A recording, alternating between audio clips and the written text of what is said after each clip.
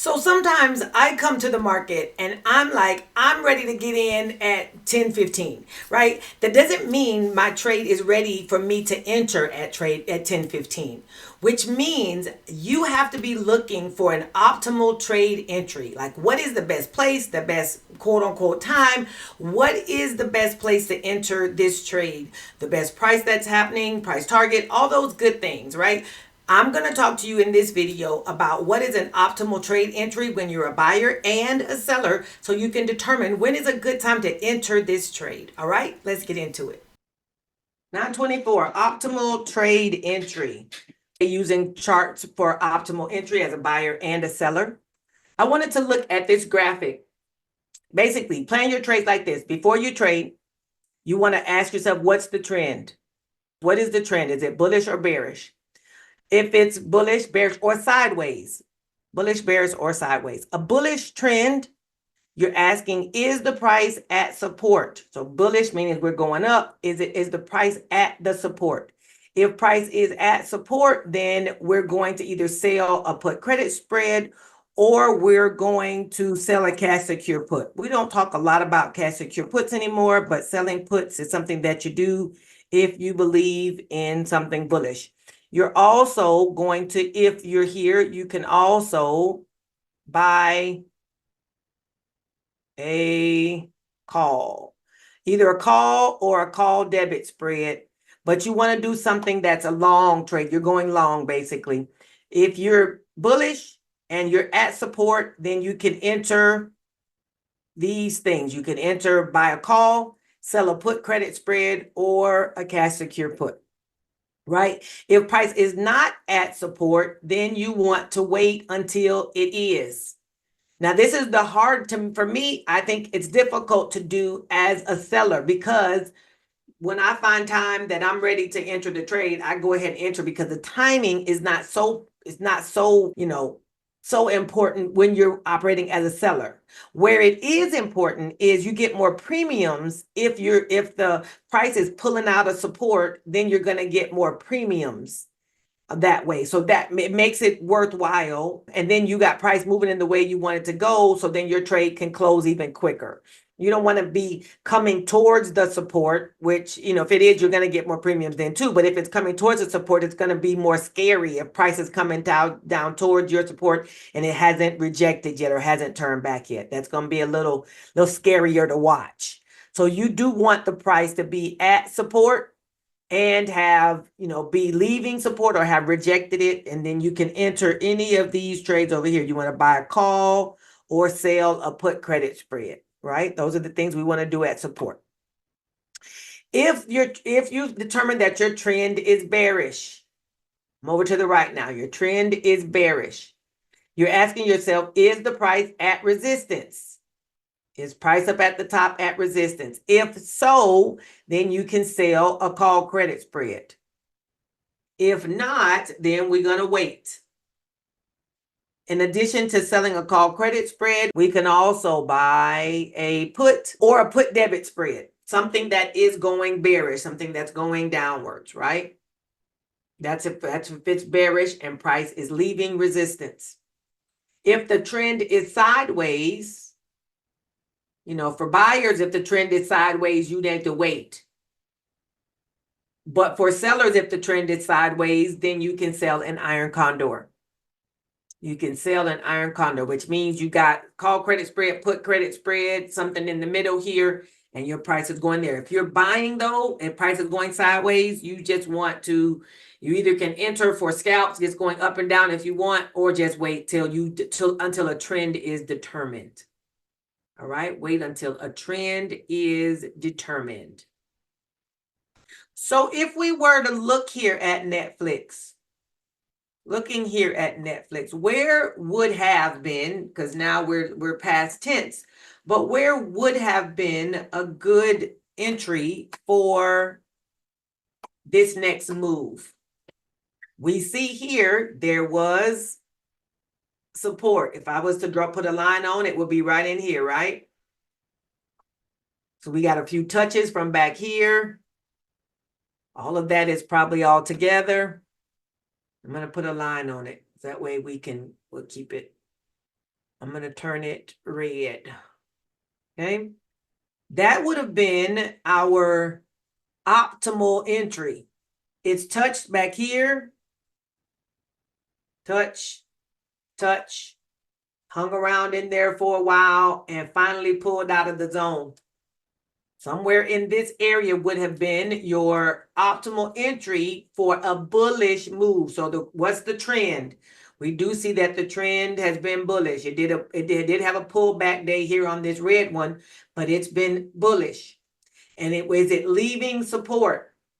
You need to be at or leaving support. So right in here, which would have been today, it ran good today. Wow.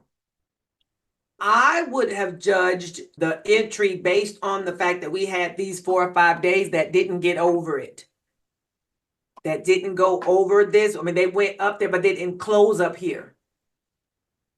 So once we broke above this whole zone and looked like it definitely wanted to keep going, that would have been entry for a put credit spread or something below, you know, a put credit spread below here. Maybe you would have gone not maybe below the 690 or below this area here where there was support, 700, because now you know 700 would be a psychological number. So maybe using the 700 as your put credit spread sell leg. Once it started to pull out of that zone and it went on, blazed on past those ones that are up here, it would have been, you know, the thought is that it would continue to go, potentially continue going. Now, another way to look at that would also be to go say, okay, what was happening during the day today?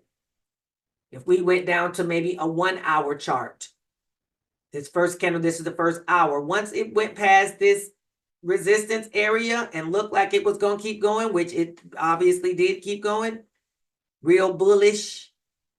Once it rolled past this, which would have been right in here, and it was this big old hourly candle, this would have been entry for either one, right? This would be entry for something that anything bullish, whether that's buying calls going up or whether that's selling put credit spreads going up, that would have been entry above. Now, if you waited, you could have waited till after it passed, you know, this part here, because that was another resistance place.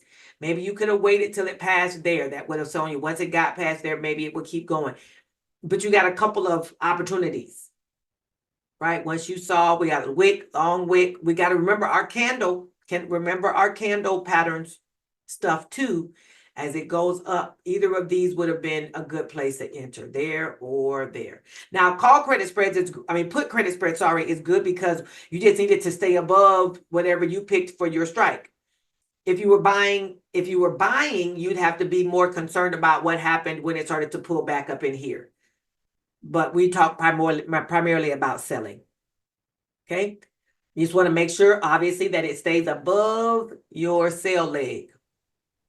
I'm thinking in my mind, 700 would have been a good place to be for a sell leg because of the fact that it's a psychological number. And once it got over 700, for it to come back below 700, I mean, of course it could, but the chances of it coming back below 700 were going to be lower because once it bumped across there, that now became support. That's us looking at Netflix. Let's take a look at Triple Q. Let's look at Triple Q on the daily. Two things. If you are comfortable with the support being where it is, then if the trade has left you, then it's just left. You know what I mean? So if it don't fit, don't force it. If it's already moved away from where you want it to be and it's not going to give you, but you're not comfortable moving with it, then you just leave it and go on to the next, or wait till it comes back to your zone. Because we do see that these zones, it continues to come back to them. So if you have, picked a strike that you like and price picks up and runs off, then you're like, well, okay. But like today, if you're thinking about Triple Q, it did come on back down. This was where we at. This is the daily chart. So I want to take us to maybe the 30-minute. Right? This is our Tuesday. Open and pull back. And then it ran back up. So you got maybe, it provides opportunities potentially to come back into the zones. But if the trade has left you, We just say bye-bye, you know, and wait. If it comes back and gives you another entry, then cool. And if not, then we don't deal with that trade for the day. You want to become confident.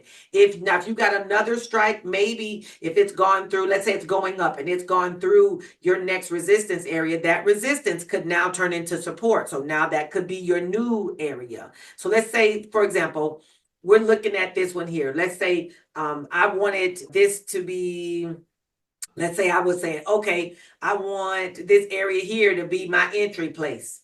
But then the price goes up and God does its thing and then it comes back. Well, now, you know, it maybe goes past what I had for support or resistance. And then now that it comes back, this now becomes the support. This becomes the support. Maybe I had it set as resistance and support was down here, but then it gapped up. Let's use this is a good example. I was here doing my charting. Overnight, it gapped up to here. Now we look back, where's some new support or new resistance?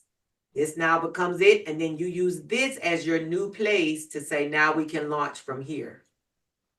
Okay, that's the patience. It's the hardest thing to do is wait for the entry. Ooh, and that's something I'm not used to as a seller. I'm not used to waiting for entry. I'm been like, okay, it's 2 o'clock. I got time right now. Let me go ahead and enter my trade. And that's not the way we do it. The market doesn't move for me, I'm just talking about myself. The market doesn't move, or listen, when you're ready to enter the trade. You need to enter the trade when the market presents the opportunity. Okay, optimal trade entry. Optimal trade entry.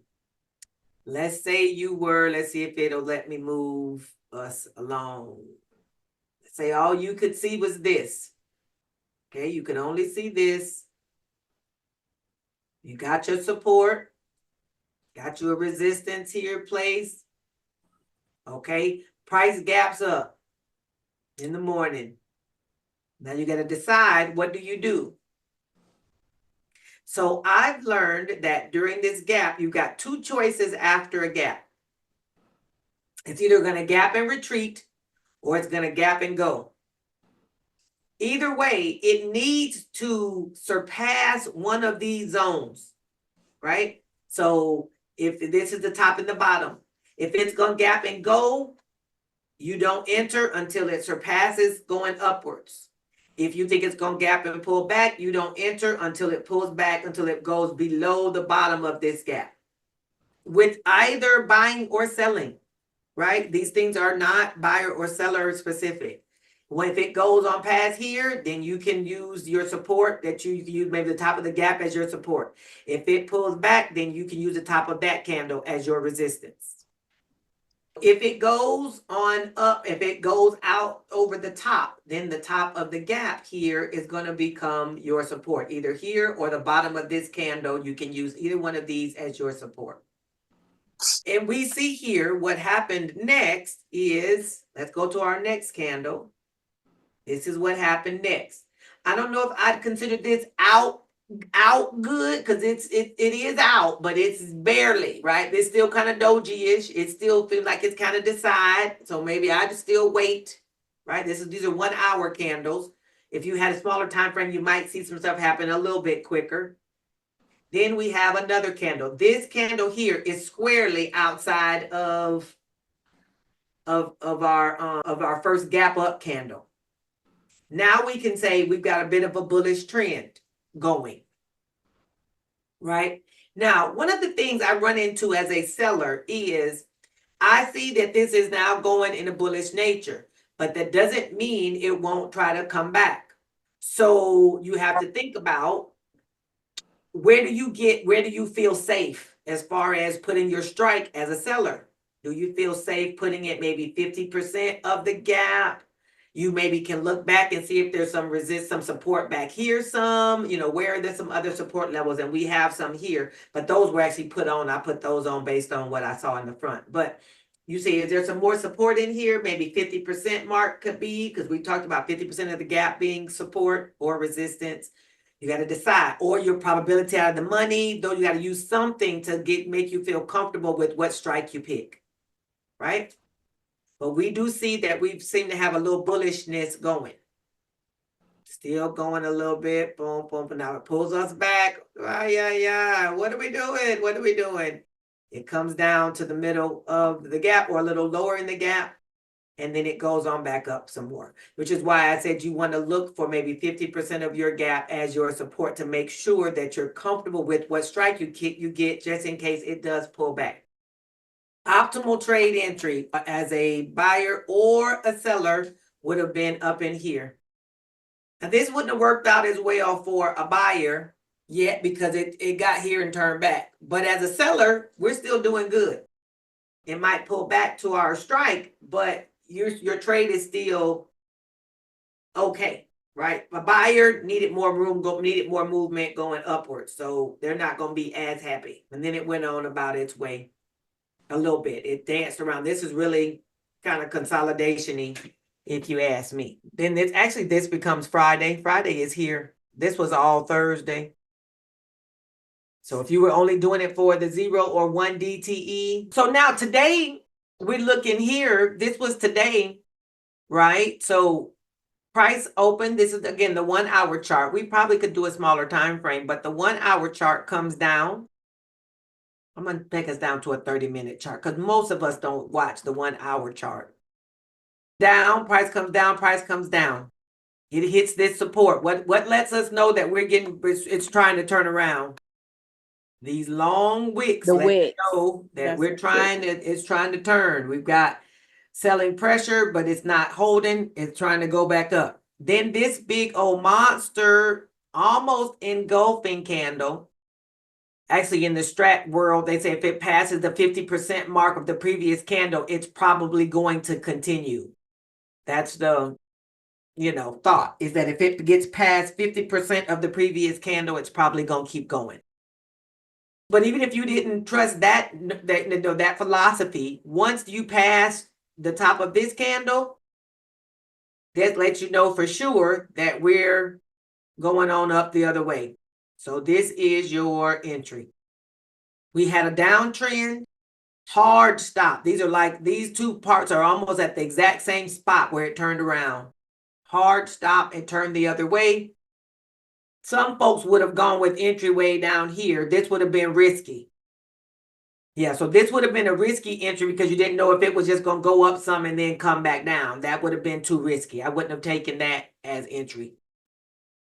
I tried to go too low below the 15 because the 5 can be just noise, but that's just me. This long thing here let you know. But even though this here is doji, and once it started going upwards from here, I still would have waited till it passed that candle. I still would have waited till it went past that doji candle all the way, saying, yep, we're good to go. That would have been entry going upwards. So whether that's put credit spreads, I would probably get under here as my sell leg. If I was going with put credit spreads, I'd get under there, which is about 480, 480.25 or 480 would have probably what you had to do because there's no 480.25 strike. And I would have gone with that, either selling your put credit spread or buying a call or a call debit spread. This actually is a really good run here. And if you had entered in either one of those situations, whether put credit spread or bought a call, your prices you're going to be ready to close this as price continued on upwards. Of course, as a put credit spread, it never came back anywhere near here. Now you need to be, if you're doing it for 1 DTE, you want to make sure that it stays above there for tomorrow. But if you were doing even, I don't know if SPX chart probably doesn't look like this one, not exactly, because triple Q and SPY don't move the same. They move similar, but not the same. If you were buying, you would want to, have cut out after it made this move and started to pull back. This right here would have been an exit because once it passed back below these candles here, this would have been exit. As a buyer, it would have been. So listen, what could you have done up here at the top? Now you got your put credit spread from down here. After it ran up and did its thing, what could you do up here? You can turn on your call credit spread above here. You just saw that it didn't push past here. It's got up here and pulled back and pulled back. Now you can get a call credit spread above this 486. you can go up there and put on your call credit spread. These are optimal entry for the put credit spread down here, which again, 10, 10, 30, not necessarily Arlissa when you feel like it, but when the chart says let's enter, right? This is when the chart says let's enter, not when Arlissa would say. And then you let it go, do its thing, wait till it hits a resistance of something that you can trust and get your call credit spread above that. And there's your other side of your entry. If you were doing 0 DTE, you're doing 0 DTE. These are your entries. The bottom, when it turns around, go up to the top and it pauses or, has to hit some resistance. There's your other side. And then you could have, rest of the day, it never went up higher. It never went down lower. This day would have ended in profit. Now, we do know that sometimes SPX can get to the end and then decide it's ready to act the monkey. Okay, do you all understand what I'm showing you as far as the entries? You could do a call down here, just a regular call entry. I wouldn't necessarily have done a put up here unless you were going to plan on doing it for a short term. And the reason is the trend for today started off red, but it flipped to green. Once the trend for the day flipped to green, it generally don't flip back, right? So the first part of the day, we had the daily time frame continuity was red. After this movement, the day flipped to green. It generally don't flip back, right? So I wouldn't have done a put. That would have been counterproductive or counter trend, basically. And if you are going to do counter trend, you could have done it for a short term. Maybe you were going to just scalp a little bit, or not really scalp, because this is 15 minutes. This is 2 hours. I wouldn't call that a scalp. If you entered up here, where if you were entering here for a put and you got out here at 483, you could have gotten a couple dollars, a good little couple dollars off of that. But that's not one you're going to sit in long term, because it's not just going to keep going from here all the way back down to where it started. That's not the way the indices move. Not quite. Yep. Don't get in front of a moving train. No reason. Once this train looked like it was going to be red and people was riding it. And then as soon as this right here started showing it was going to stop, you're like, okay, well, there goes that train. It's time to hop off this train and hop on the next one. Go in the other direction. Okay. Let's look at one more stop. This was Amazon. So we've got what would be your entry on your startup? Basically, we're talking about 15 minutes. What's our 15-minute breakout, right? So if we were just doing that 15, as soon as it passed here, if you were going down, that would have been your entry going with if you were buying, that would have been entry to buy. Right. I don't know if I would have entered here with a call credit spread, though, because it was too early in the day. I wouldn't have done a call credit, because a call credit spread would be for the week, not necessarily for the day on Amazon. I would have wanted it to get somewhere and turn around. So this would have been an entry if you were doing it for buying a put. I wouldn't have done a call credit spread right here. Now, after it did this turnaround here, this would have been a put credit spread entry with the thought that it was going to go on up from there, which it did. Because the question, is it at support, right? If the candle was that was a question on our graphic. Is it at support? And now we're at a yes. It's at support, and it's rejecting that support. Once it crossed across this little top of this wick right here, then you got your entry. Hey there, trader. I think I've discovered why most traders are not profitable or are not consistently profitable. And that is the lack of charting technical analysis. Yes, it is a lost art, basically. We're looking at the chart. We see that the candles are going up and down, but not really knowing what is really happening. Everything you need to know, almost everything, like 99% of what you need to know, is in that chart. So I've created a training resource that is called Chart Your Way to 100K. It starts with the basics of what is a candlestick.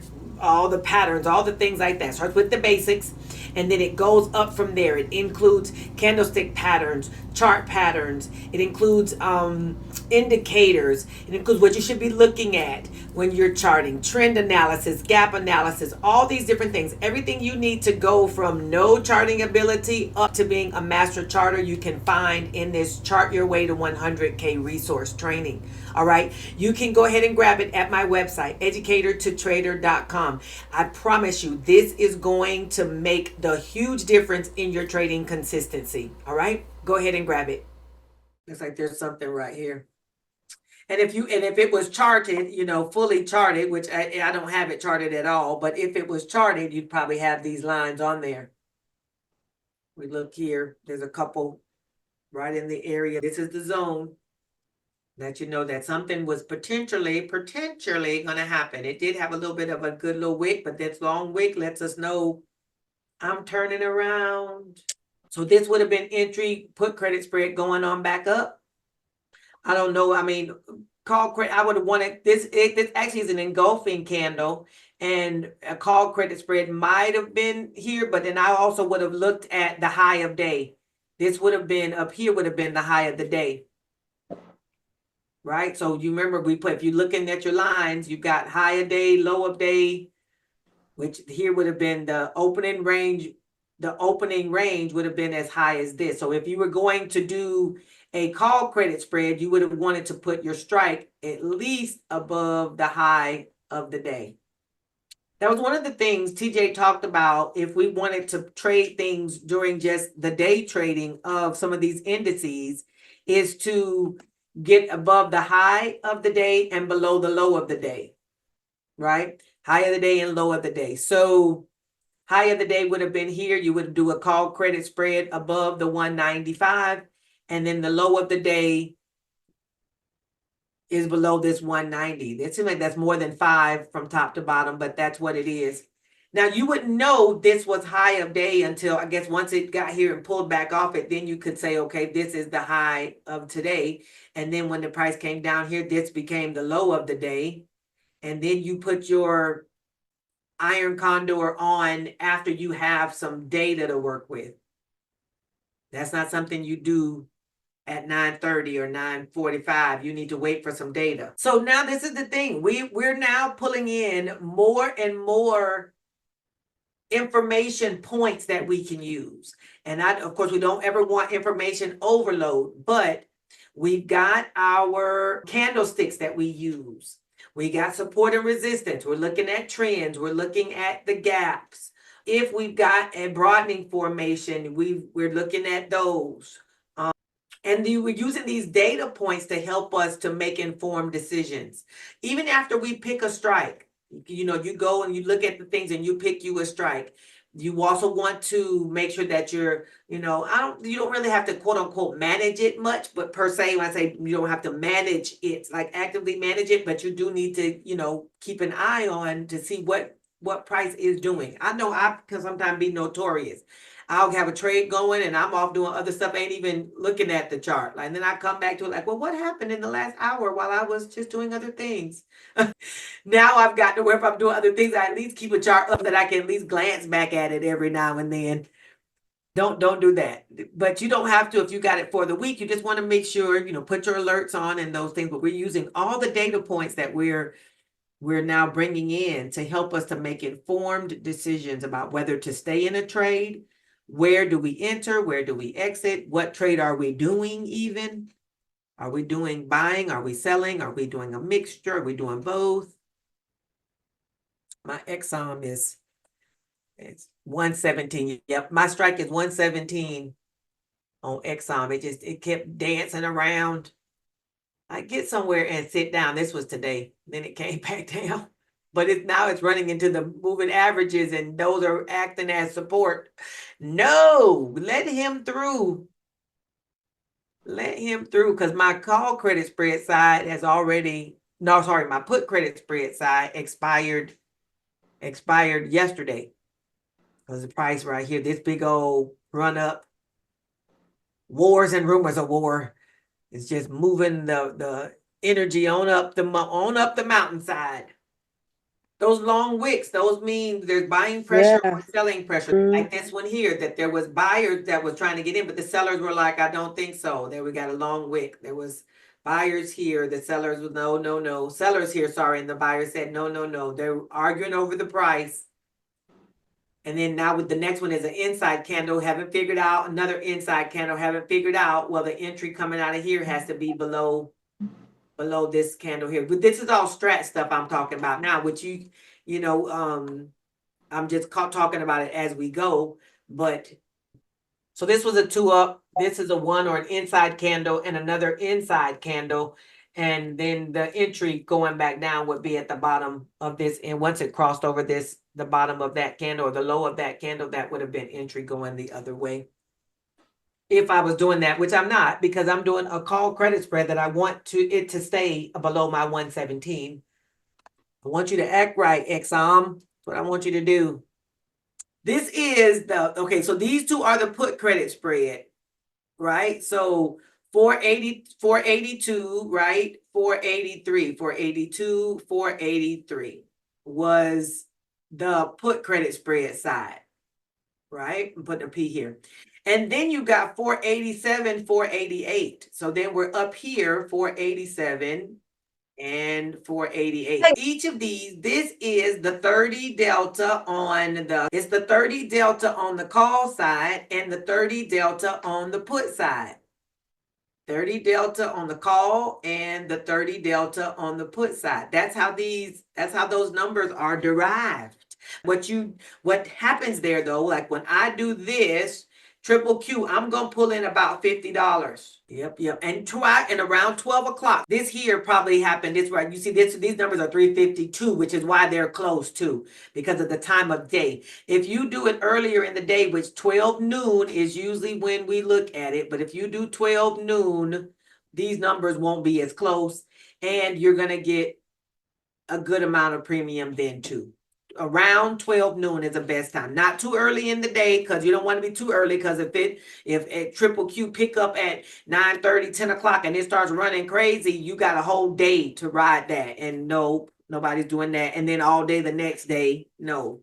So 12 noon, around that time is the time. But if you wait, this is what Ben said it, because I had asked before, why not wait till 3 o'clock? Why not wait till later in the day? And he said, well, then these price, of course, these strikes get closer, and you are set for more of a whipsaw first thing in the morning the next day, because we do know opening the next day, price is gonna do what it does. And if you're too tight here, you're gonna basically be whipped around. And you don't get the same premiums, right? Because the time has decayed. So 12 noonish, 11:30, 12 o'clock, 12:30, somewhere in there. If I usually get past 1 o'clock, I'm kind of like 1 o'clock is probably my max, the latest time I want to look to enter. But peak bot enters for me at 12. But sometimes if I have it turned off or whatever, I may do another contract later. I may do another one at 1 o'clock. I've been letting peak bot close each side for $5. I'll go up as high as 20, but then if it goes where I'm breached, the most I'm going to let this whole thing go up to is 70. I'm going to close it at 7. So it's either $10 or 70 is what I'm going to get. $10, I'm going to close it at 10 or 70.